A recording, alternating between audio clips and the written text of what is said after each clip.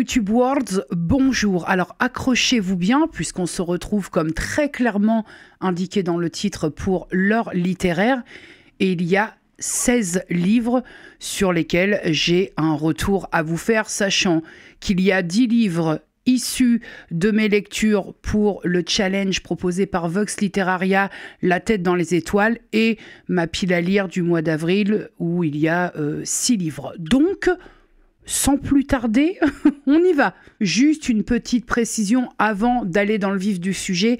Le challenge proposé par Vox Literaria est encore en cours puisque je crois que c'est jusqu'au mois d'août. Bon, moi, je vais éclater le cornet, mais si vous voulez rejoindre ce challenge, La tête dans les étoiles, je vous invite à aller sur la chaîne de Vox qui vous donnera les précisions pour participer à ce challenge. Bien évidemment, je vous mets sa chaîne et le lien de la vidéo qui mène à ce challenge en barre d'infos. Maintenant, on y va parce qu'il y a un petit peu de boulot. Donc, je vais ouvrir le bal avec l'auteur Ray Bradbury. Ça faisait un petit bout de temps que ce livre me faisait de l'œil, pour être tout à fait honnête avec vous, sur les chroniques martiennes parues aux éditions de Noël. Comme je vous le disais, ça faisait un petit paquet de temps que ça reste quand même, si je puis dire, un grand classique à lire. Et ça faisait un petit bout de temps. Je me suis dit, bah, c'est l'occasion qui fait le larron, puisqu'on est quand même sur un challenge La tête dans les étoiles. Allons lire ce bouquin qui traîne depuis pas mal, je dirais même d'années, dans mes diverses piles à lire. Déjà, j'ai eu un premier étonnement parce que je m'attendais pas en fait à trouver un recueil de nouvelles. Mais si je dois être tout à fait objective, malgré l'étonnement, il n'en reste pas moins que comme ce sont des nouvelles qui ont une suite logique, qui ont un fil conducteur, on pourrait aisément les connoter à des chapitres. En fait, le sujet principal des chroniques martiennes de Ray Bradbury, c'est... Comment je peux tourner ça? C'est la soif de conquête de l'humain dans sa volonté de coloniser Mars. Et c'est cette soif de conquête qui, quoi qu'il en coûte, va le pousser à se permettre de faire tout et absolument n'importe quoi pour que la planète Mars appartienne à l'être humain. Ce que j'ai trouvé hyper intéressant dans ce bouquin, c'est le développement, comment l'auteur a imaginé la planète Mars. Tu sais, d'habitude, on part un peu sur des trucs qui sont très loin, des détails, des précisions, des descriptions qui sont très loin de la planète Terre. Et là, je l'ai trouvé très, très similaire à la planète Terre, c'est-à-dire que l'air y est respirable.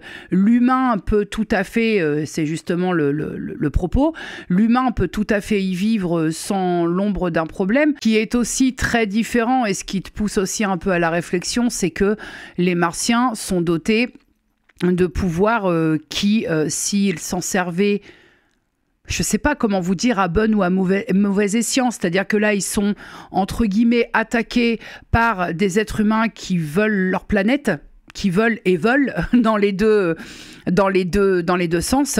Donc, ils ont des pouvoirs qui pourraient faire que, entre guillemets, pardonnez-moi l'expression, mais l'être humain, il ferme bien sa gueule, quoi. Et eux vont juste s'en servir, mais tout est très justement dosé pour se défendre eux et défendre leur habitat, si je puis dire. Alors que nous, je pense que si nous, en tout cas les êtres humains du bouquin, étaient en possession des mêmes pouvoirs, ça aurait pas traîné dans la mauvaise utilisation. Hop, on aurait pulvériser tout le monde et terminé. Ils ont un pouvoir où ils peuvent vraiment influer sur ce que va faire l'autre qui est en face de lui. Donc c'est quand même pas négligeable en termes de pouvoir. Et la planète Mars, bien qu'elle soit dépeinte comme beaucoup plus idyllique, d'où le fait que les êtres humains veulent la coloniser, elle n'est pas dénuée de fragilité pour autant, parce que nous, ce que la planète Terre encaisse, Mars pourrait bien en mourir. Donc c'est tout l'intérêt. C'est en même temps très similaire, et dans un second temps, c'est très différent aussi.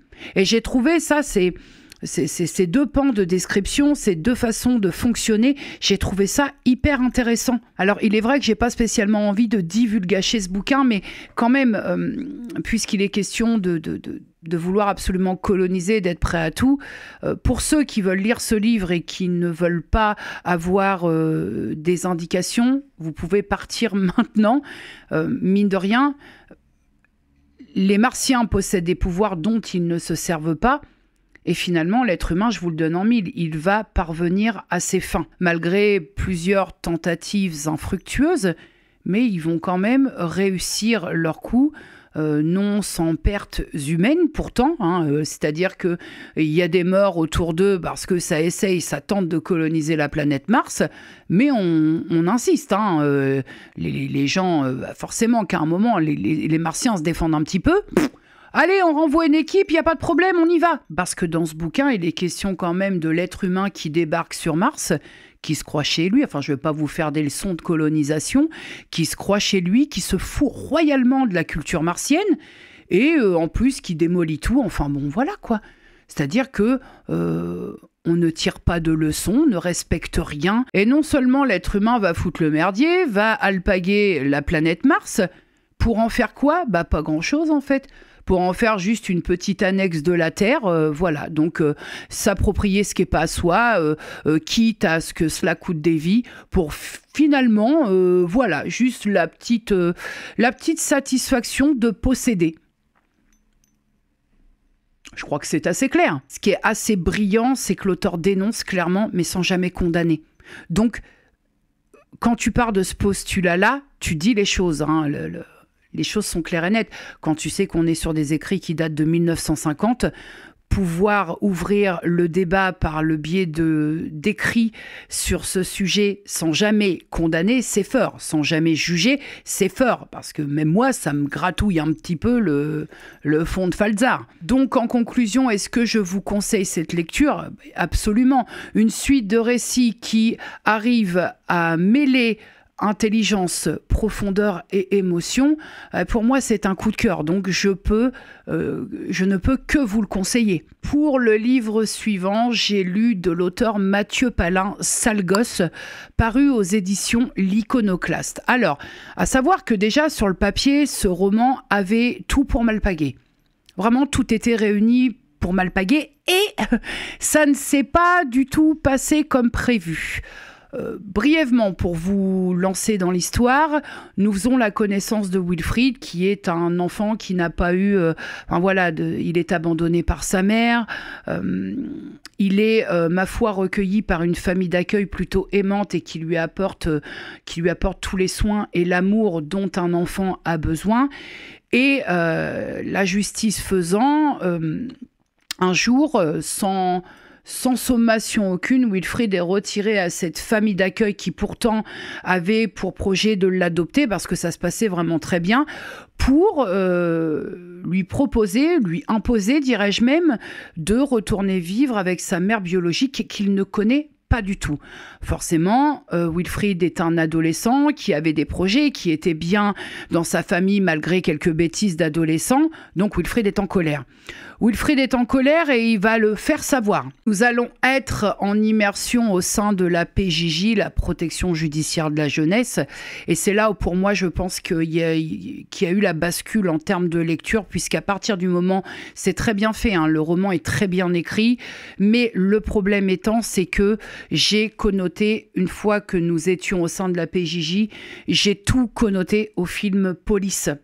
Et là, ça a été le drame parce qu'en fait, vraiment, toutes les images du film Police que je transposais dans ce que j'étais en train de lire, ça a nui à ma lecture parce que en fait, c'est pas ce que j'attendais de cette lecture. Voilà, là où ça a pêché pour moi, c'est que je n'ai pas réussi à me projeter autrement.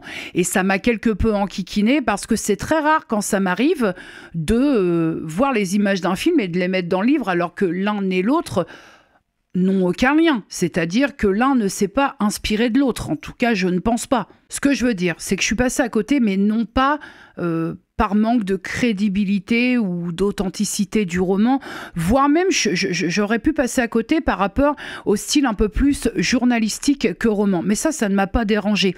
C'est juste que d'une part, effectivement, le sujet est déjà tellement traité et il doit l'être, c'est pas ce que je suis en train de dire. Mais là, je vous donne mon ressenti lecture. Le sujet est déjà tellement traité, que ce soit par le biais de documentaires, de reportages, de films tels que Police, entre autres, qu'en fait, dans la lecture, non seulement moi j'ai fait des projections, et en plus j'ai pas appris grand-chose qu'on ne sait déjà quand on regarde ce type de sujet. En fait, quand on répond par la justice, c'est presque la finalité. Moi, je pense qu'il faut prendre le problème dès le départ. Quand tu as un gamin qui a 1 an, 2 ans, même moins, qui est abandonné par ses parents, par son parent, c'est là, en fait, je pense que c'est là qu'il faudrait de vraies solutions. Et je ne vais pas m'étaler sur le sujet, mais moi, mon père, c'est exactement son schéma de vie. Mon père, il avait 3 mois, il a été abandonné. Je ne vous raconte pas qu'en 1955, c'était un peu plus complexe. Donc, voilà, c'est si tu n'as pas les chances derrière qui s'offrent à toi, et croyez-moi que c'est un peu fouillis, mais c'est un sujet qui me parle parce que je suis touchée personnellement par ce genre de choses. Mais si tu n'as pas après une suite de bons chemins, c'est la merde. Moi, on va s'arrêter là-dessus, mais moi, quelque part, mon père, il a toujours dit, moi, ma vie, elle a commencé quand j'ai rencontré ta mère. Ça vous laisse tout imaginer ce qui peut se passer quand tu es un enfant qui est abandonné à 3 mois et qu'après, il n'y a pas les cadres. Voilà. Donc, est-ce que je vous conseille cette lecture? Oui, parce que je trouve que le sujet est important. Je trouve que les sujets abordés dans ce livre sont importants. Moi, ça m'a pas attrapé, mais pour autant, je ne peux pas déconseiller la lecture de ce livre. C'est pas possible. Franck Tillier. Oui, il y en avait un que j'avais pas encore lu. Fracture aux éditions Le Passage. Franck Tillier, quoi. Une fois encore, on est sur quelque chose d'assez fou. D'assez fou parce que Tillier veut systématiquement nous embrouiller la crinière. Et il y parvient, et sur ce roman Fracture, il y parvient avec toute la délicatesse qui ne le caractérise pas. Je vous préviens que je suis susceptible de divulgacher un petit peu parce que je ne sais pas comment vous amener ce livre sans en dire un peu plus qu'ordinairement. Personnage principal, Alice. Alice est le socle de plusieurs personnages et dans un premier temps, Alice a 24 ans et moi je suis là en train de commencer le truc et je me dis où est-ce que Tillier va vouloir m'emmener? Je ne sais guère. Alors nous avons la connaissance d'Alice dans une situation un peu particulière puisqu'elle est en pleine thérapie avec son thérapeute, son psychologue, il me semble qu'il s'appelle Luc Graham, il me semble. Et le moins que l'on puisse dire, c'est que ça ne se passe pas très bien, puisqu'elle est à 2 doigts si je me souviens bien, elle est à 2 doigts quand même de lui casser 3 dents. Donc ça se passe pas très bien. Bon, il faut dire qu'Alice, on comprend pas très bien ce que fait le psy à ce moment-là, parce qu'on se dit il y a maltraitance, comment ça se passe, tu vois? On est un peu entre 2 eaux.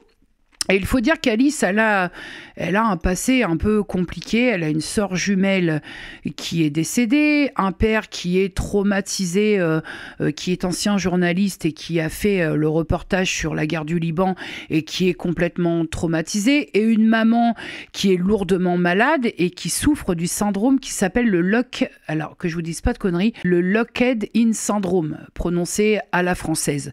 C'est très étonnant si je connaissais pas pas cette maladie-là. Donc, d'un point de vue familial, c'est hyper fragile. Très vite, et quand on commence à situer un peu, et quoi que on croit situer, on situe rien du tout, Alice, elle fait ce qu'elle appelle en tout cas ses bulles d'encre. Tout simplement, pour nous, elle fait des fugues dissociatives. Elle a un trouble dissociatif de l'identité. Elle peut très bien passer d'une femme de 24 ans à un enfant de 6 ans et vraiment avoir sa vie d'enfant de 6 ans. Peu importe le genre, peu importe l'âge, chacune des identités mène sa propre vie. Forcément, vous vous doutez qu'on est chez Tillier et que le TDI dont souffre Alice est très clairement expliqué, voire même très documenté. Donc là-dessus, quand on sait pas trop de quoi il s'agit, vous pouvez compter sur Tillier pour vous apporter toutes les explications possibles. On a toujours ce petit assaisonnement made in Tillier, quand on croit que le personnage est cool et sympa, en vérité c'est un poison, c'est une ordure. Donc on comprend pourquoi Alice souffre de TDI, pourquoi ça se déclenche. Simplement, vous vous doutez que malgré tout ce que l'on croit au début, Alice est victime de nombreux traumatismes.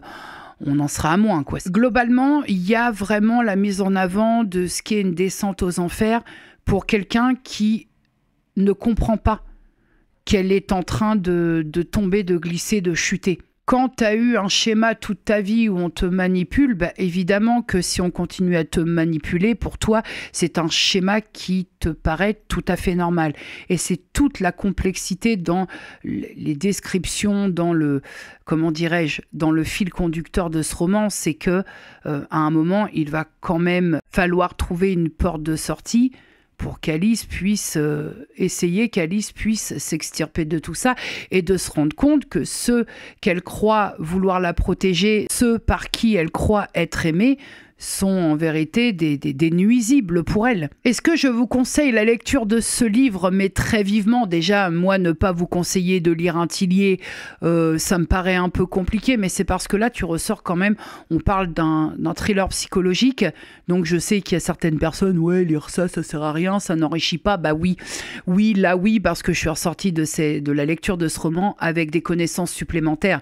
Je savais ce qu'était un TDI, mais là, il y a quand même, c'est tellement documenté que tu ressors de ta lecture et tu as appris ce qu'il en est de ce trouble. Par exemple, moi, je ne savais pas si à la finalité, il y avait un traitement, si ça se soignait. Non, le chemin est très long. On peut apaiser quelqu'un qui souffre d'un TDI. Par contre, ça ne se soigne pas. Il n'y a pas de traitement. Enfin, j'ai trouvé, moi, ça m'a embarqué parce qu'il y a vraiment et l'histoire et le côté manipulation. Et il y a aussi un vrai travail de documentation derrière qui, quoi qu'il en soit et quoi que l'on puisse penser de ce type de lecture, là, sur un Tillier, tu ressors à de nouvelles connaissances. J'en demande pas plus. Ah si, je peux en demander plus, mais là, ça a répondu aux attentes que j'avais. Donc, est-ce que je vous le conseille? Ben oui, pour moi, Tillier, coup de cœur, point. Pour le livre suivant, je dois vous avouer que la 4e de couve m'avait pas trop embarqué. Je trouvais la couverture plutôt jolie. On va parler de la dernière mélodie de Gabriel Morel parue aux éditions Clair-Obscur. Bon. Le postulat de départ était très bon. Si vous voulez, les 15-20 premières pages, je me suis dit « Waouh, c'est prometteur ». Ce n'était que prometteur selon moi. Comment je vais pouvoir vous amener ça? Dans un premier temps, nous faisons la rencontre d'Hugo, qui est un violoniste prodige et qui s'apprête à jouer une bien drôle de partition, la dernière mélodie, au sein d'une église, l'église de Port-Saint-Mathieu, je crois. Mais au moment où il commence à jouer, d'un coup d'un seul, Hugo disparaît et il ne reste que son violon. Voilà, au bout de quelques notes, pouf, disparition. Ça se tenait. Pour moi, ça se tenait. La dernière mélodie, une mélodie un peu qui se veut être vue comme une malédiction, ça se tenait. Peu de temps après cet événement, nous faisons donc la connaissance avec Jeanne, la sœur d'Hugo, donc du violoniste qui a disparu, qui revient aux sources dans son village natal qu'elle a pourtant fui. Elle va revoir un ami en la personne de Lucien et ils vont essayer d'élucider cette disparition. Que s'est-il passé? Sachant que la dernière mélodie, elle est bien connue dans le village, compte tenu du fait qu'elle aurait été composée, écrite, fabriquée par un compositeur, elle est déjà inachevée dans un premier temps, et puis par un compositeur maudit. Donc il y a tout un tas de légendes autour de cette dernière mélodie, et eux vont partir sur cette piste. Bon, c'est après que ça part en cacahuète, jusqu'à cette 20aine de pages, Hugo, disparition, Jeanne, Lucien, hop, on va essayer, on retourne dans l'église, on a des pistes, on commence à passer, à se retrouver dans des cul-de-sac. Ok, mais alors après, la cadence de ce roman, elle est infernale. Ce n'est pas possible. Ce n'est pas possible. C'est-à-dire que il y a, selon moi, il faut aller vite et il faut envoyer du lourd. Donc, on a des chapitres qui sont assez courts, mais ça perd toute crédibilité tellement ça tabasse de « et ça, et ça, et plus ça, et plus ça, et plus ça ». Waouh! J'en vois ça, plus ça, d'addition, d'intrigue, que... Je vais être très sincère, Arrivé au dernier tiers du livre, j'ai trouvé ça absolument grotesque et ridicule. C'était trop. Pour vous donner un peu mon ressenti en imaginant le truc, c'est comme si quand j'ai commencé ce livre, c'est comme quand tu commences un très bon film d'horreur. Tu vas te taper un classique, L'Exorciste, un massacre à la tronçonneuse, enfin que sais-je encore, hein, chacun ses petits classiques. Et donc tu vois, t'es dedans quoi. Et la fin de la lecture de ce livre, c'est comme si tu tapais Arachnophobe, là. C'est comme si que ça se termine comme ça. Comme si tu commençais par L'Exorciste et que tu terminais par Arachnophobia. Les films là qui passaient sur M6 avec des araignées en carton-pâte géantes. C'est un peu ça, mon ressenti. Ça avait bien commencé, puis la fin... faut vous calmer les gars sur les successions de trucs quoi. Là c'est ça. C'est en fait que à la fin je me suis dit c'est ridicule. C'est tout à fait dommageable dans mon œil de lectrice parce que il y avait un très bon postulat de départ. La plume est plutôt sympathique, surtout accessible. Et moi, j'aime bien ça parce que j'aime pas les plumes trop élitistes qui ferment des portes à certaines personnes, même si je suis très raccord avec le fait qu'il en faut pour tout le monde. Mais la plume est accessible, mais trop, c'est trop. Est-ce que je vous conseille ce livre ? Ma foi, non. Ma foi, non, parce que vous allez vite déchanter. Et je crois que c'est quand même pas le but du truc. Pour le livre suivant, nous partons avec mon ami Stephen King et Bev Vincent, classe tout risque. Là, pour l'édition que j'ai prise, moi, c'était l'édition Le Livre de Poche. Alors là, on est sur un recueil de nouvelles. Et là, écoutez, amis phobiques de l'avion, prenez le bus, ne lisez pas ce livre, prenez le bus et passez votre tour. C'est jamais très évident de vous faire un retour sur un recueil de nouvelles parce que on peut pas faire la synthèse du truc, mais pour une fois, je suis pas trop en désaccord avec. Vous savez que j'ai du mal, j'ai beaucoup du mal avec les œuvres, les romans de King, mais là, sur un recueil de nouvelles, je me suis dit, vas-y. On peut quand même, il y a quand même quelques... Pour moi, il y a des loupés sur... il y a des nouvelles que je n'ai pas du tout aimées, mais il y en a quand même certaines, j'avoue, pour vous donner un exemple sur une nouvelle qui s'appelle La Cargaison, où il est question d'un rapatriement de corps, donc en nombre, de familles entières qui ont mis fin à leur jour. Et forcément, il va se passer des trucs... sans en dire de trop sur cette nouvelle, mais très vite, l'équipage commence à se poser des questions. Est-ce qu'il est en train de devenir fou Mais voilà, il y a des petits... Il y a des phénomènes sonores qui se produisent et c'est vrai que c'est très... Bon, t'es pas fier. T'es pas fier quand tu lis cette nouvelle. Pour moi, au niveau de la lecture de ce recueil de nouvelles, c'est du 50-50. Je m'attendais quand même à autre chose. J'ai pas détesté lire ce recueil de nouvelles, mais je m'attendais à autre chose. Là, on était, pour moi, on était un peu trop perché. Je m'attendais à un peu plus de, comment je peux dire, de réalisme. J'ai pas détesté la lecture parce qu'il y a certaines, comme je vous l'ai dit, nouvelles qui m'ont laissé un peu avec le petit frisson dans le dos, mais ça restera pas non plus une lecture mémorable. Est-ce que je vous recommande cette lecture ? Écoutez, pourquoi pas si vous avez un peu de temps à y consacrer, sauf si, bien entendu, vous êtes aérophobe. Abstenez-vous. Pour la lecture suivante, l'auteur est Antoine Martin et nous sommes sur le livre Le monstre de Muswell Hill, paru aux éditions, permettez-moi de prendre mes notes, édition Independently Published. À la française, Published. Alors là, je pose de suite, avant même de partir en explication, je pose de suite tous les trigger warnings qui peuvent exister au monde. Au moins, voilà, on va parler quand même d'un serial killer, puisque quand même, Dennis Nilsson, tueur en série nécrophile. Elle a une petite idée, ou déjà, d'entrée de jeu. Au-delà du thème principal qui est de faire la rétrospective de la vie de Nilsson, j'ai trouvé ce livre très mal écrit. J'ai pas compris.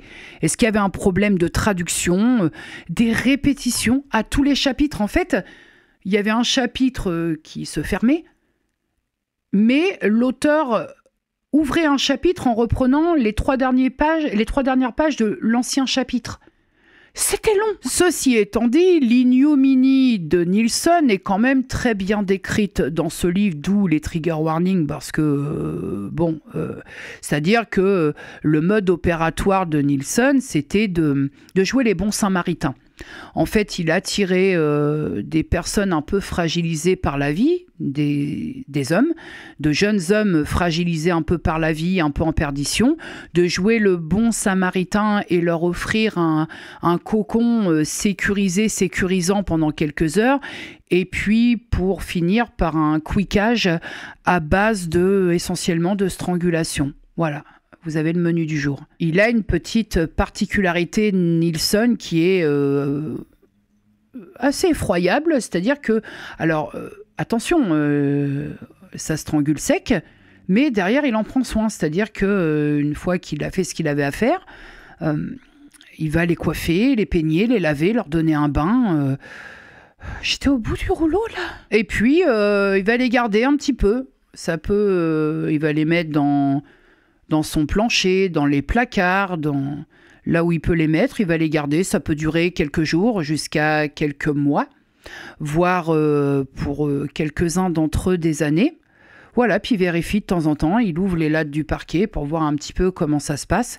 C'est absolument abject. Non mais j'étais doublement au bout du rouleau. Je vais quand même vous passer volontiers les détails quand, ça y est, il en avait un petit peu marre, où il sentait que ça sentait quand même un peu mauvais. Je vais vous passer les détails du comment il se débarrassait. Alors autant Jeffrey Dahmer, lui, je le connote un peu à lui parce qu'ils ont à peu près évolué au même moment.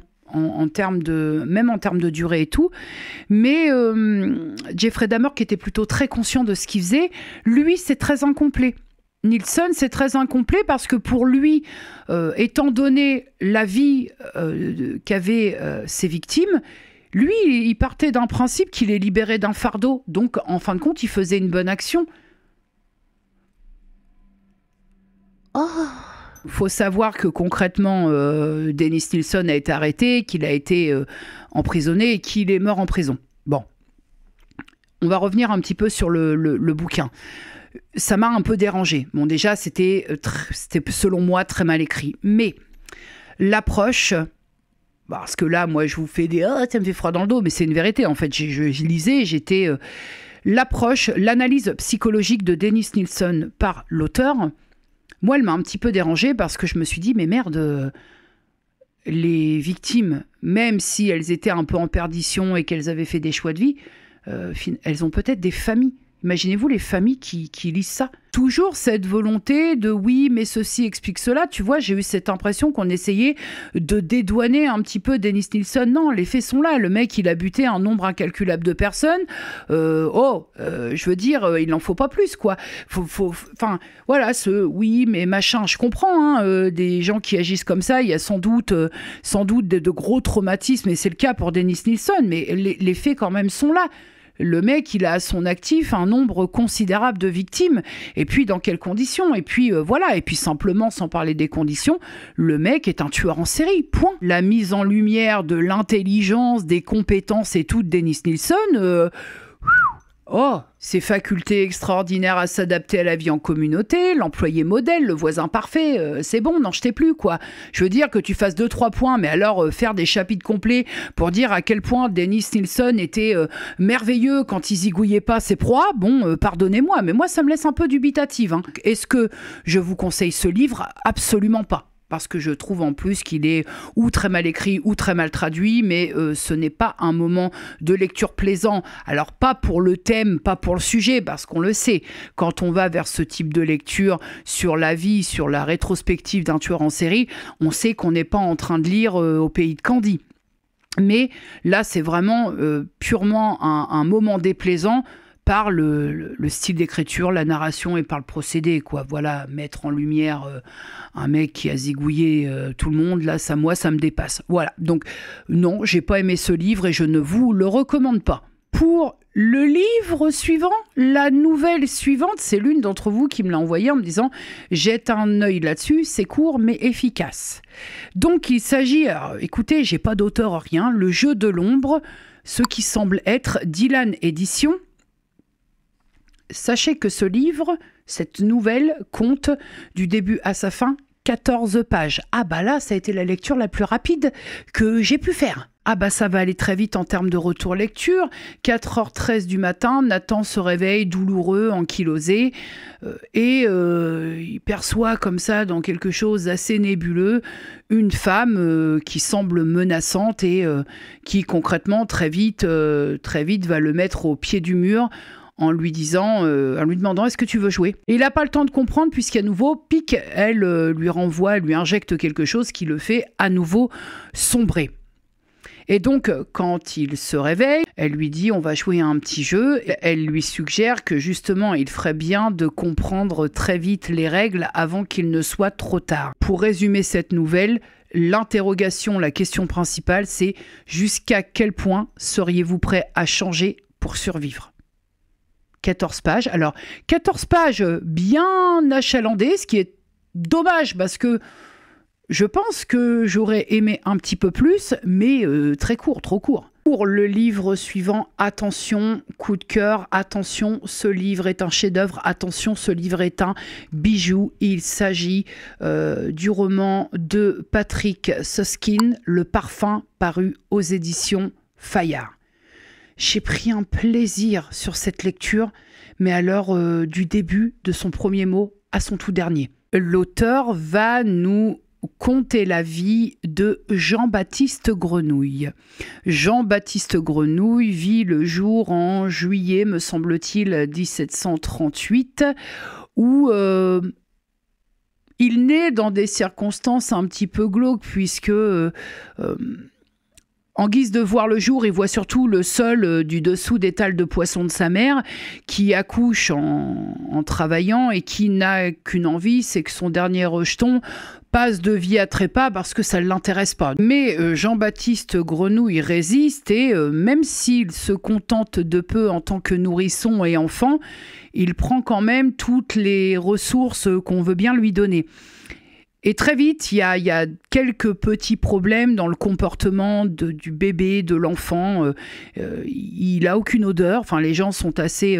on parle d'une époque 1730, 1740. Les gens sont assez étonnés par le fait qu'il ne fait pas de bruit, il n'a pas d'odeur. Donc, ça va très très vite à cette époque-là et on le dit possédé par le diable. Donc, tout le monde le rejette un peu parce que personne n'en veut, ayant peur que ça porte l'œil. Donc, ainsi est copieusement rejeté de tous.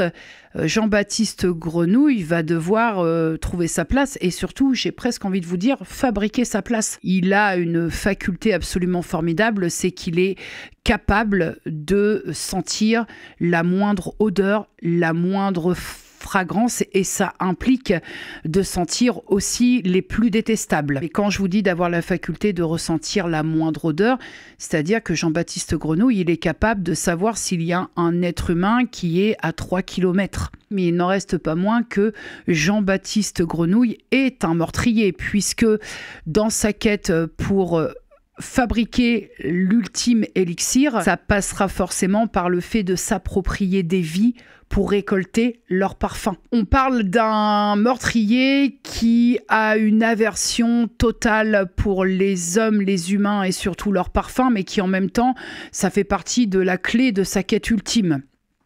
Quand je vous parle des hommes, je vous parle de l'être humain.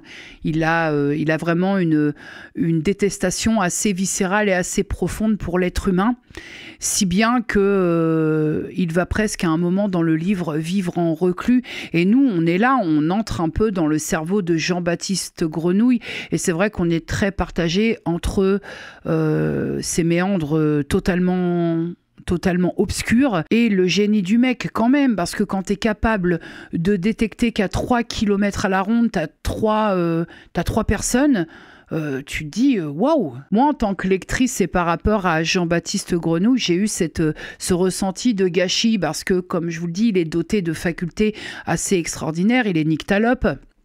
Il est aussi doté d'une hyperacousie, c'est quand même des facultés non négligeables et en plus il est capable de détecter la moindre odeur. Je veux dire, à partir de là, je pense que effectivement ça peut être une contrainte, mais ça peut aussi t'aider dans pas mal de choses. On arrive presque à comprendre la répulsion de Grenouille pour ses semblables, tellement tout est bien retranscrit, tout ce qu'il peut ressentir, c'est tellement bien retranscrit. La plume de cet auteur, elle est formidable. Ce roman et très clairement pour moi un énorme coup de cœur parce que tout y est. Tout y est, on a le style, une clarté d'écriture, la plume, les descriptions.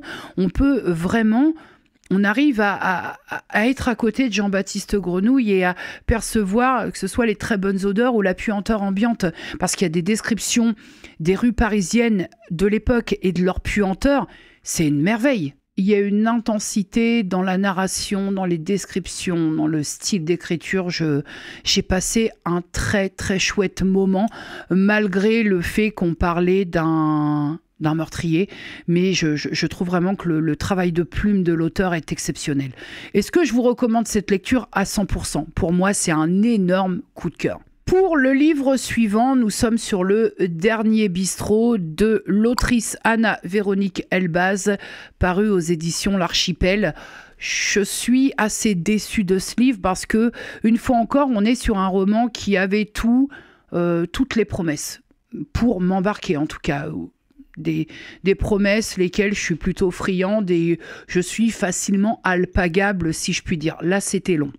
C'était long. Donc l'histoire, on va faire la connaissance de plusieurs personnages au fur et à mesure, mais on va dire que l'anneau principal, c'est un bistrot. Nous sommes à la veille de Noël et on va avoir un vieux bistrot un peu déglingué qui s'appelle le Bar de l'Avenir et qui porte pas très bien son nom puisque on nous dit qu'il est fréquenté quand même par des personnes qui ne croient plus en l'avenir et qui viennent, on va dire, adoucir un peu leur soirée à grands coups de vapeur alcoolisé. Et on a un patron qui, lui, est un peu... Voilà, il en peut plus. Il en peut plus de voir les mêmes têtes. Il en peut plus de servir des gens comme ça au bout du rouleau. Veille de Noël, il va péter un plomb. C'est-à-dire qu'à un moment, il va prendre en otage les 5-6 clients qui sont dans le bar. Il va avoir une arme. Enfin, il va les menacer. Bref, pétage de plomb. Et donc, la suite, c'est qu'on va être déjà, vous vous doutez, dans une ambiance un peu huis clos où chacun des personnages qui va pas très bien dans sa vie va se livrer corps et âme, comme si c'était leur dernier soir de vie, en fin de compte. C'est très anxiogène parce qu'il y a vraiment ce ressenti d'enfermement, mais après, le huis clos comme ça, avec des personnes qui parlent à cœur ouvert parce que déjà il y a l'alcool, et puis parce qu'ils sont enfermés et que peut-être ils disent qu'ils sortiront pas vivants, c'est un sujet qui a déjà été traité de la même manière. Enfin, moi j'ai eu cette impression de déjà vu, déjà lu. Et donc, ça ne m'a pas attrapé. Il n'y a pas eu ce petit plus, il n'y a pas eu ce retournement à la fin qui sorte un petit peu du lot de ce type de bouquin comme ça à huis clos. C'est du réchauffé. Je me suis un petit peu ennuyée arrivée au dernier tiers de lecture. Donc, pour moi, ça ne l'a pas fait du tout. La plume est simple, accessible, très accessible. Mais j'ai trouvé l'histoire longue par rapport à...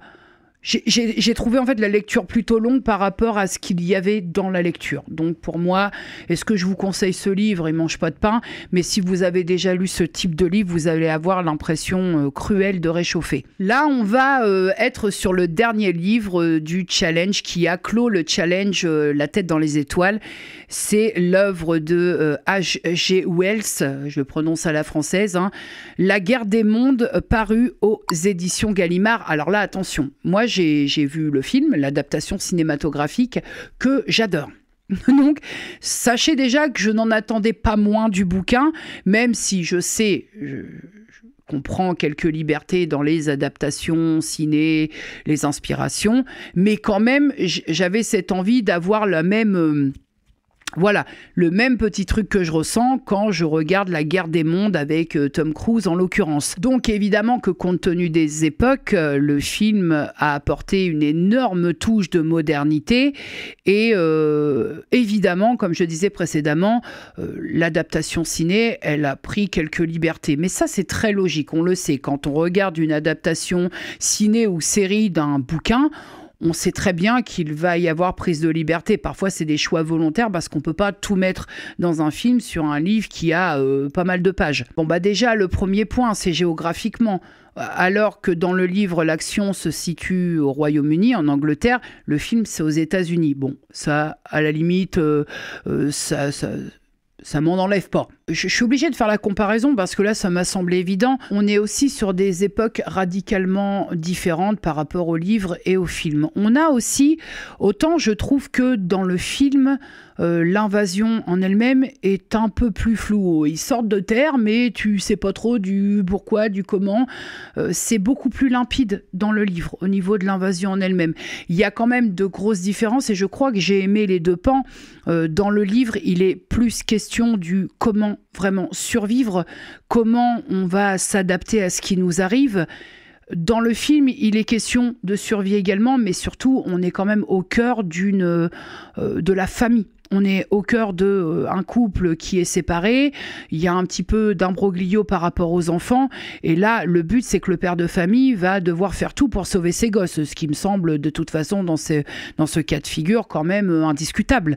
Mais on n'est pas dans la même vibe, si je puis dire. Tu vois, dans le film Tom Cruise, le mec, il y va, quoi. C'est-à-dire que il sait pas trop à quoi il a affaire, mais...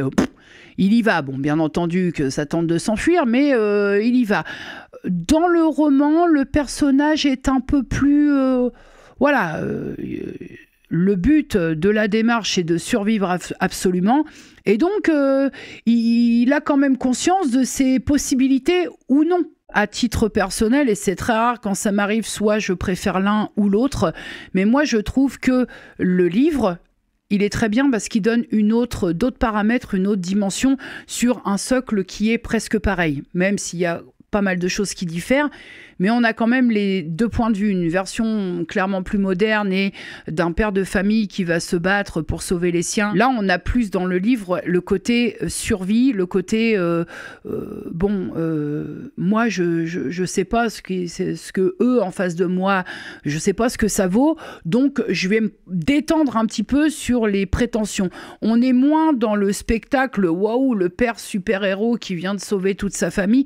Tu vois, j'aime bien le film, mais le livre, je le trouve un petit peu plus, comment je dirais, un petit peu moins prétentieux. Donc, est-ce que je vous recommande de lire ce grand classique? Bah oui, parce que je trouve que ça ne détonne pas avec le film, même si, finalement, quand on y réfléchit bien, à part quelques similitudes, ça n'a un peu rien à voir. Donc, ça se complète. Ça ajoute... le film va apporter un petit point de modernité que n'a pas le livre, mais le livre va t'apporter d'autres choses que n'a absolument pas le film. Donc oui, moi, si vous n'avez pas lu ce livre-là, je ne vois pas pourquoi je ne vous conseillerais pas de le lire, parce que j'ai passé un très bon moment de lecture. On va maintenant partir sur ma pile à lire du mois d'avril. Tenez bon, il n'en reste que 6. Pour la première lecture du mois d'avril, j'ai ouvert le bal avec J'étais son esclave, témoignage de Lydia Adjara et retranscrite par Elsa Lévy, paru chez City Éditions. Ça va être très compliqué de vous faire un retour sur cette lecture parce que là, très concrètement, on est sur un témoignage de vie d'une personne. Donc, il me paraît impossible de dire non, je vous conseille pas, je vous conseille, vous faites bien ce que vous voulez. On est sur le témoignage d'un grand pan de l'histoire de vie de Lydia Adjara qui a été, je vais mettre des bips, je vous le dis, qui a été pendant de nombreuses années l'esclave de Raël, de la secte qui porte le même nom. J'évite de trop le citer, le barbeau, parce que je vais me faire péter le peu de monétisation sur ces vidéos, mais les Elohim, les extraterrestres, le prophète, c'est ça, on est là-dessus. Donc je pense que vous savez tous et toutes de quoi on parle. Ce livre m'a écœuré, dégoûté, m'a donné des... Il y a une interrogation. Voilà, je vous le dis, il y a eu plein d'interrogations, mais une qui est ressortie un peu plus souvent pendant toute la durée de la lecture de ce témoignage, c'est... Mais à un moment, je lisais, j'en prenais plein la gueule parce que c'est atroce à lire, mais je me disais, mais il y en a aucun qui est rentré là-dedans en s'infiltrant et qui lui a un peu cassé la gueule à lui. Lui, il a pu quasiment tout faire dans la totale impunité en détente. Je n'arrive pas à comprendre ça. C'est un témoignage qui est difficile à encaisser parce que si tu veux, toi... dans ce que tu crois, parce que on peut se dire, moi, j'aurais fait ça comme ça, je n'aurais pas fait ça comme ça. C'est ton cerveau reptilien qui te pousse à te dire ça, mais on ne sait pas en fait. Quand tu as 4 ans et que tu as confiance, tu es censé avoir confiance en tes parents et que tu es endoctriné à l'âge de 4 ans, je veux dire, j'aurais fait ci, j'aurais pas fait ci, comme ça, tu repasseras après-demain. Donc plusieurs interrogations, toutes plus loufoques les unes que les autres, mais quand même, il y a cette grande interrogation. Mais bordel, à un moment, il n'y a pas quelqu'un de compétent ou pas au demeurant qui a été capable de rentrer là-dedans et de lui péter la gueule une bonne fois pour toutes à ce barbal-là. Et la seconde, c'est, les enfants, tu voyais que c'était pas l'extase et tout, l'école savait un petit peu ce qui se passait, mais personne n'a rien dit. Bon, bah on vit à une époque formidable, hein. Bon, ça date pas d'hier, mais je pense que les choses n'ont pas beaucoup changé. Non, mais ce témoignage, il est dingue. Il est dingue. J'ai tellement envie d'être incorrecte, tellement envie d'être impoli à cette énorme de p***. Bref, la synthèse, c'est que cette lecture est très difficile et que tout au long de la lecture, tu as vraiment des envies d'aller, voilà, comme je vous le disais, d'aller lui péter la gueule une bonne fois pour toutes. Et surtout, ce sentiment d'impunité. Tu dis, mais le mec, il a tout fait, hein, des saloperies sans nom, dans le plus grand des calmes. Ok.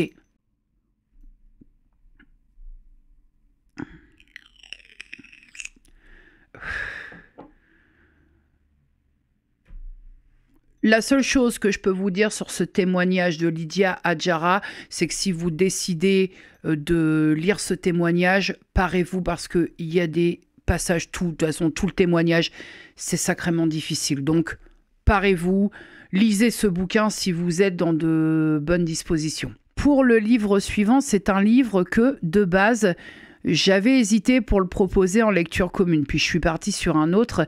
Il s'agit de l'auteur Alexis Lepsker pour le livre À couper le souffle paru aux éditions Michel Lafon. Alors, j'ai été prévenue sur Instagram que, attention, ce livre fait partie d'une saga, d'une série, donc il faut lire les livres avant, les autres livres avant. Je me suis renseignée et pas forcément. Ce livre-là peut être tout à fait lu indépendamment des autres livres. Et pour l'avoir lu, je vous avoue que ça n'a aucunement nui à ma lecture de ne pas avoir connaissance des autres bouquins. Je suppose que ça t'apporte plus de connaissances et que tu as l'impression, cette impression qu'on a quand on lit une série, une saga, de retrouver un peu une famille et des personnages pour qui on a développé un affect ou pas. Mais en tout cas, ça n'a pas nui à ma lecture. Alors du fait que je découvre l'auteur, je découvre donc un duo qui est le commissaire Venturi et la psychocriminologue Olivia Montalver, surnommée Mentalo. Toute l'équipe la surnomme Mentalo. Et ils vont avoir affaire à un psychopathe, là c'est de la folie pure et simple, puisque le mode opératoire de ce tueur, de ce psychopathe, c'est d'enterrer ses victimes encore vivantes et de mettre en place un compte à rebours où elles n'auront que 17 heures pour essayer de se sortir de l'endroit où elles sont enterrées. Forcément, vous vous doutez que tout est mis en œuvre pour qu'elle ne puisse jamais ressortir et avoir la certitude qu'au bout du compte, au bout des 17 heures, de toute façon, le but c'est d'aller dans des souffrances, dans les retranchements, de creuser très loin, sans mauvais jeu de mots, mais d'aller très loin dans les retranchements de la douleur pour que les victimes simplement agonisent jusqu'à la dernière seconde. Les victimes vont s'accumuler. Le mode opératoire est très bizarre puisque le meurtrier passe des appels, voilà. Enfin, c'est très très bizarre la façon de faire, jusqu'au moment où la victime suivante s'appelle Emma Venturi. Et elle est donc la fille du commissaire Venturi, donc là, rien ne va plus. Je me suis retrouvée complètement happée par cette histoire et surtout, j'ai presque envie de dire, par l'urgence de l'histoire. Parce que il est question quand même d'un mode opératoire assez particulier. Ensevelir ses victimes sans ne donner aucune indication géographique. C'est-à-dire que là, quelque part, la mort est quasiment assurée. Là, il y a quand même la notion de souffrance sur 17 heures des victimes. Pourquoi ? Qu'est-ce que ça cache ? Pourquoi est-ce qu'il y a, en plus de faire souffrir les proches, pourquoi est-ce qu'il y a en plus cette volonté d'allonger comme ça les souffrances des victimes ? Je veux dire, pendant 17 heures, tu te dis, je vais crever ici, l'air commence à te manquer, t'es enterré, donc t'as des petites visites, et puis il y a plein de choses. Enfin, je veux dire, pourquoi est-ce que c'est aussi sadique? Ce que je suis en train de vous dire, c'est qu'il n'y a pas une bonne ou une mauvaise façon de zigouiller quelqu'un.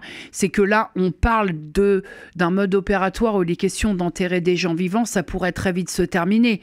Tu vois, c'est ça, c'est dans cette idée-là. Là, on les laisse dans l'agonie pendant 17 heures. La construction du livre est très bien faite, puisque déjà, on a des chapitres courts, donc ce qui permet quand même de tenir le lecteur en haleine. Et on a ces passages où on se met du point de vue de la victime, où elle décrit ce qu'elle ressent au moment même. C'est hyper anxiogène, mais je trouve que c'est bien foutu parce que toi, tu as envie de savoir. Tu as envie de savoir à quelle sauce tu vas être mangé. Est-ce qu'on va réussir à la sauver? Et si on réussit, comment? Comment ça va se passer? Comment on peut sauver quelqu'un quand on n'a aucune indication géographique et que même quand on sait de qui il s'agit, le psychopathe, le meurtrier ne veut absolument rien lâcher. Comment ça va être possible? Je vais pas aller plus loin parce que j'ai peur de trop en dire, mais est-ce que je vous conseille la lecture de ce roman? Mais à 100%, voire même, finalement, j'ai le petit regret de ne pas avoir lu les autres avant parce que je pense vraiment que le jeu en valait la chandelle. Mais est-ce que je vous recommande cette lecture? À 100%. Ah là là! Là, je vais avoir mon petit grain de sel à mettre. On va parler de La Prof de Freda McFadden, paru chez City Éditions. Je vais mettre mon petit grain de sel parce que, franchement, le défonçage dans les règles de l'art de Freda McFadden, ça commence à m'enquiquiner. Donc, je vais mettre mon grain de sel. On ne me l'a pas demandé, mais je vais le faire quand même. Parce que je suis sur mon heure littéraire, donc je fais ce que je veux. J'ai lu donc La Prof de Freda McFadden que j'ai bouffé, que j'ai adoré. J'ai pris du plaisir et j'ai passé un très bon moment de lecture. C'est clair? Nous faisons la rencontre dans un premier temps du personnage d'Eve, puis de son mari dans un second temps de son mari Nate. Ils sont tous deux enseignants dans un lycée. On comprend très vite, de toute façon c'est un peu la mécanique de Freda McFadden, mais on y reviendra dans quelques instants. On comprend très vite que le couple est un peu bancal, lui est très beau, très sûr de lui, il se dégage une certaine sécurité de l'homme, et puis Ève, elle se sent plutôt moyenne, voire presque invisible, se demandant presque comment cela se fait-il qu'un mec comme lui soit avec elle. Bon, voilà. Je plante le décor. Et puis, nous allons faire connaissance avec Adi. Donc, Adi, qui est une jeune femme, qui est au lycée, élève du lycée, et qui va donc faire sa rentrée des classes. Et ça va pas très bien se passer parce que Adi a eu une année scolaire précédente assez compliquée compte tenu du fait qu'elle a été embarquée dans une histoire où on soupçonne un professeur d'avoir eu une relation avec Adi. On ne sait pas trop, on est très vite perdu, mais en tout cas que le professeur aurait usé et abusé de justement son statut de professeur et de son emprise sur l'élève pour avoir une relation avec cet élève. Donc le but là, si tu veux, le but de ce pan du roman, c'est de foutre le bordel dans ta tête. Ce que l'on sait, c'est que Ève, qui est prof de mathématiques, et Nate, qui est prof d'anglais, Ève ne peut pas saquer cet élève Adi parce qu'elle était très très amie avec le professeur et elle ne conçoit pas que ce professeur mis en accusation, accusé d'ailleurs, et donc qui a été viré de l'école, du lycée, elle ne conçoit pas que ça ait pu arriver. Mais elle va avoir Adi en élève, mais surtout son mari Nate va avoir pour élève Adi. Et là, ça va se corser un petit peu. Je n'irai pas plus loin sur la suite de La Prof parce que sinon je vais divulguer ce que je ne dois pas divulguer. Je vais aller maintenant un petit peu plus loin, je vous l'ai dit, sur ce que je pense des romans de Freda McFadden parce que je trouve qu'elle se fait quand même pas mal défoncer la gueule sur les critiques et je dois avouer que pour avoir lu quelques critiques qui lui ramassent ses écrits, je ne comprends pas très bien. Je ne comprends pas très bien. Bien entendu que nous sommes sur une mécanique, là pour La Prof, nous sommes sur une mécanique qui est très similaire à la saga La femme de ménage. Tout est un peu pareil. La narration, le style, la mécanique, tout est un peu pareil. Je suis complètement d'accord avec ça. Mais est-ce que pour autant ça fait que le livre est pourri? Je ne crois pas. Ça s'appelle la patte de l'auteur, ça s'appelle son univers, ça s'appelle son style d'écriture. Je ne sais pas quoi d'autre vous dire. Moi, si vous voulez, les romans, que ce soit La femme de ménage, que ce soit La psy, que ce soit La prof, moi, les romans de Freda McFadden, je les prends un petit peu comme... le petit chocolat avec ton café de 16 heures. Voilà, comme le petit biscuit.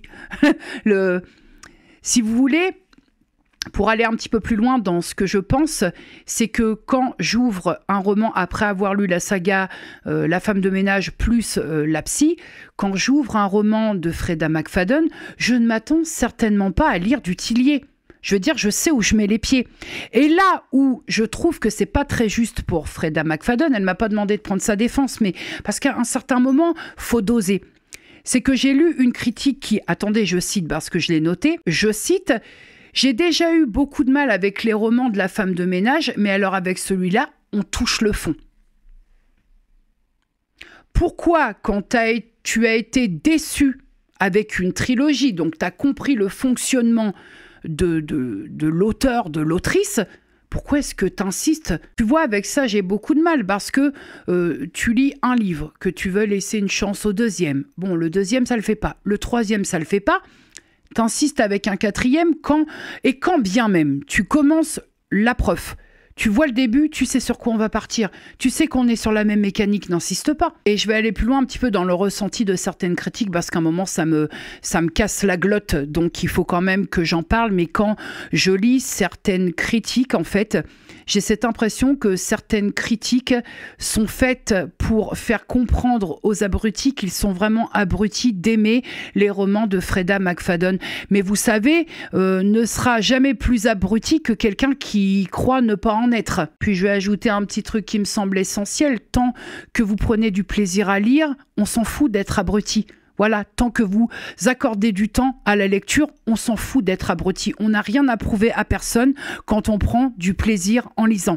Et ça, c'est de plus en plus fréquent, les personnes qui lisent autre chose que des romans ou ça, qui dégueulent un peu sur la tronche des personnes qui lisent ce genre de trucs. Et qu'est-ce que ça peut bien vous faire ? Et ça m'embête un petit peu, ça m'enquiquine un petit peu, cette typologie de personnes qui se permet de venir juger ce que lisent les autres. Quand je vois des critiques qui bientôt disent à demi-mot, moi je lis pas cette merde parce que moi, quand je lis, je pars du principe que c'est uniquement pour acquérir des connaissances et m'enrichir, mais grand bien te fasse en fait. Mais à un moment donné, quand les lecteurs et lectrices que nous sommes, on t'a pas demandé si ta grand-mère faisait du vélo dans la pampa, tout va bien pour nous. On n'a pas envie de savoir si tu nous trouves abrutis ou pas, en fait. Ça m'agace. Hein. Après cette sortie de route, non, parce que ça commence un tout petit peu à me faire chier. C'est-à-dire que les personnes vont être là, vont lire tous les romans de Freda McFadden pour mieux la défoncer derrière. À un moment, si t'as compris, c'est bon. Voilà, ça m'enquiquine. Ça m'enquiquine. En plus de faire passer l'autre qui prend du temps de lecture et du plaisir pour un crétin, ça m'enquiquine d'autant plus. Voilà, j'en ai un petit peu marre de cette, de ce haut-vol, là, de ces lecteurs élitistes en tout point qui prennent les autres pour des cons. Écoutez, à un moment, ça suffit. L'essentiel, c'est de lire. C'est déjà assez compliqué dans une époque où on est H24 sur les écrans d'essayer de donner le goût de la lecture. Donc, arrêtez de dire que les gens qui lisent ce que vous ne lisez pas et que, grand jamais vous ne lirez, que ces personnes-là sont des abrutis. Ça va. Non, mais ça va. Vraiment, ça va. Est-ce que je vous conseille ce roman ? Oui. Pourquoi ? Parce que j'ai passé un très bon moment, parce que c'est hyper page-turner et parce que quand je ressors de ce type de lecture, je me sens, j'ai passé un bon moment. Et c'est bien là l'essentiel. Pour la prochaine lecture, alerte perdition. Alerte perdition. On va parler du dernier roman de Sebastian Fitzek. Vous savez que j'ai lu déjà bon nombre de ses précédents romans, qui est donc L'Invitation, paru aux éditions L'Archipel. Waouh. Des nœuds au cerveau. Je vais essayer de tout faire pour vous mettre dans le contexte correctement. Nous faisons la rencontre de Marla Lindberg, qui a eu une enfance désastreuse, très très chaotique, et qui, pour l'heure, n'a que très peu d'interactions sociales, compte tenu du fait qu'elle souffre d'un trouble neurologique et pas des moindres, puisqu'il s'agit de la prosopagnosie. En fait, elle ne reconnaît personne, elle n'arrive pas à identifier les visages, à mettre un nom sur un visage, elle ne reconnaît pas les visages et dans un même temps, elle ne reconnaît même pas son propre visage. Donc, pour tout ce qui est vie sociale et interaction sociale, ça se corse un petit peu. Et malgré donc ce presque dénuement d'interaction sociale, elle reçoit une invitation qui lui propose un week-end retrouvailles avec d'anciens camarades de classe, donc un week-end retrouvailles anciens élèves, dans un chalet un peu perdu dans une montagne, le chalet des Brumes d'ailleurs, elle porte bien son nom. Donc, même si au début elle se demande de quoi il retourne, elle décide quand même d'accepter l'invitation. Vous vous doutez, une fois encore, on va être sur tout au long de son périple pour rejoindre le chalet des Brumes. Elle va avoir plein de signaux d'alerte qui, tu sais, ces signaux qui te disent « n'y va pas ». Déjà, une personne, clairement, à la descente du train, lui dit « vous allez au chalet des Brumes ». Oui, oui. Fuyez pendant qu'il en est encore temps. Je veux dire, moi on me dit ça, je me barre. Hein. Non mais moi je me barre. Quelqu'un me met en garde, quelqu'un du coin me dit faut pas aller là-bas. Mais moi je me barre. C'est SNCF, appli SNCF Connect, billet de train en avant, on rentre à la maison. Non. Une tempête gigantesque avant d'atteindre le chalet. Bon, tu dis merde, les éléments quand même. Et enfin, elle arrive au chalet alors qu'il y a des signes de présence de personnes. Eh ben, il y a personne justement pour l'accueillir. Elle arrive, elle est toute seule dans le chalet. Donc effectivement, Marla, une fois seule dans le chalet, elle commence à se poser quelques questions, à avoir quelques regrets. Elle se dit, merde, pourquoi on m'a dit quand même que je devais fuir? Encore fallait-il se poser la question un peu avant, mais passons. Et après, elle a raison de se poser toutes ces questions et d'avoir quelques regrets, puisqu'après, ça va se corser. Et c'est là où, pour moi, c'est devenu un sac de nœuds en termes de lecture dans l'incompréhension, parce que, clairement, c'est le but de cette lecture, de t'embrouiller à 100%. Dans cette seconde partie de lecture, pour moi, tout était très confus. Parce qu'il y a des allers-retours dans le temps, mais qui ne sont pas cohérents. Tu reviens avant pour revenir après, pour revenir un peu. Mais c'est pas cohérent, tu vois. Moi, j'aime bien les allers-retours comme ça, chronologiques.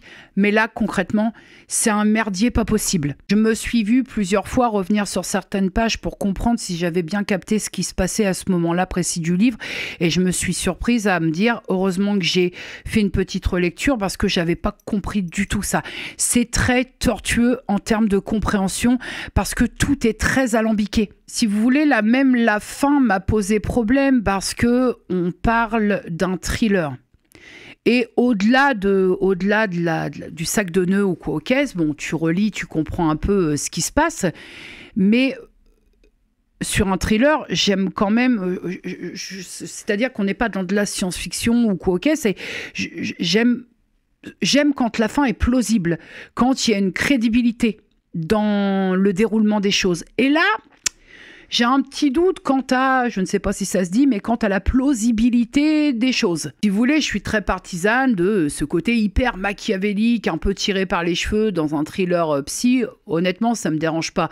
Mais la moindre des choses, en tout cas, mon attente quand je lis un thriller psychologique, c'est au moins qu'il y ait quand même un minimum que... ouais, c'est possible, ça doit être faisable. Parce que je trouve vraiment que quand on lit du thriller et que les choses sont possibles, ça donne une dimension de « ah ouais, tu te rends compte, ça peut arriver ». Donc ça donne quand même une certaine note de véracité au propos. Là, je suis restée très très dubitative. Écoutez, globalement, est-ce que je vous conseille l'invitation de Sébastien Fitzek ? Oui, mais faites-le dans un moment où vous êtes vraiment dans ce que vous faites. Si vous êtes dans un moment de lecture où vous faites des choses en même temps, ça ne va pas le faire du tout sur la seconde partie de lecture. Pour le livre suivant qui est Refaire l'amour de Xavier Demoulin, paru aux éditions Flammarion, je suis sur un énorme coup de cœur une fois de plus. Quelle lecture! Mais quelle lecture! Je vais être très brève parce que loin de moi l'envie de clairement divulgacher ce bouquin parce que il faut le lire. C'est l'histoire en fait d'un féminicide et en plus du féminicide, de ces dommages collatéraux et le témoignage, le point de vue des personnes dont on ne parle pas.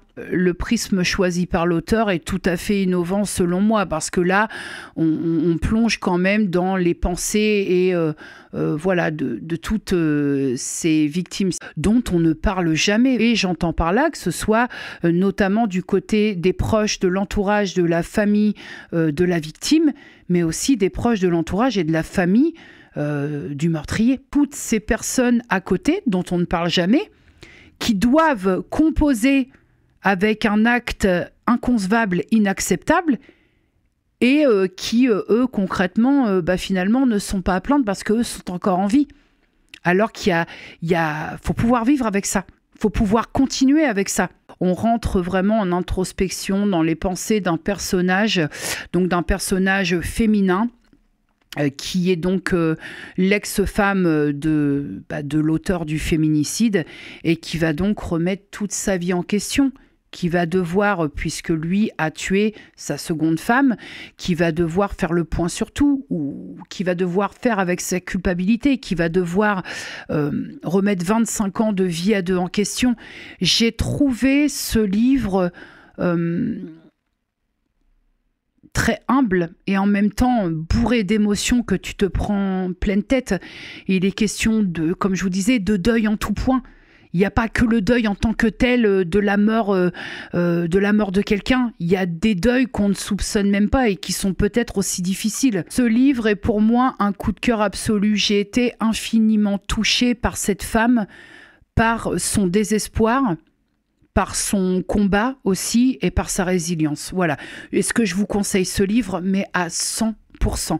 La plume est formidable. Les écrits, c'est une merveille ce livre. Pour le dernier livre, nous y voilà, c'est la fin, 16 livres, on tient le bon bout.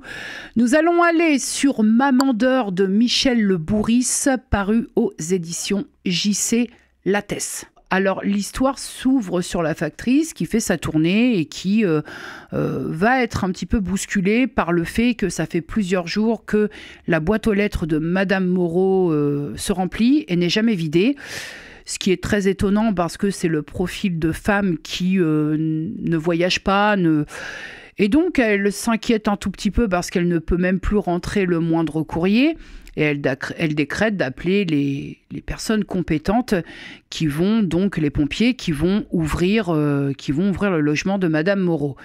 Ils vont par conséquent découvrir que Madame Moreau est décédée, mais pas que, puisque auprès de la maman défunte, il y a ses deux filles, Angélique et Bérangère, respectivement âgées de 5 et 3 ans, qui la veillent depuis une dizaine de jours. Puis nous faisons la connaissance de plusieurs intervenants de ce village qui vont témoigner et qui vont nous laisser à nous donner une petite idée de ce qu'était la vie de Lise Moreau, donc la maman de ces deux petites filles décédées, et puis qui va surtout nous faire réfléchir sur un détail qui, moi, m'a sauté un petit peu aux yeux dans ce bouquin, c'est que on dresse un petit peu au fil des témoignages, on dresse un peu le profil de Lise Moreau.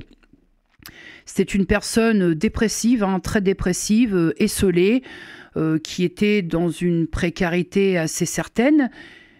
Et si vous voulez, personne ne lui a trop tendu la main, sachant qu'elle avait deux petites filles, que c'était très difficile. Et maintenant qu'elle est décédée, là, tout le monde a son petit grain de sel à mettre, dis donc. Alors qu'avant, pardonnez-moi l'expression, mais personne ne lui avait jamais donné l'heure à Lise. Alors évidemment, il est question d'Angélique et Bérangère, alors plus d'Angélique parce que Bérangère, elle est plus là, on va dire, elle apporte aussi une valeur à Angélique qui est l'aînée, puisque on va avoir les témoignages, on va aussi avoir des analepses qui sont très importantes parce que ça va permettre de nous, en tant que lecteurs, de voir émerger des souvenirs enfouis qui vont permettre aux petites filles de se reconstruire après tout ça. Parce que vivre 10 jours auprès de sa maman décédée, ça laisse...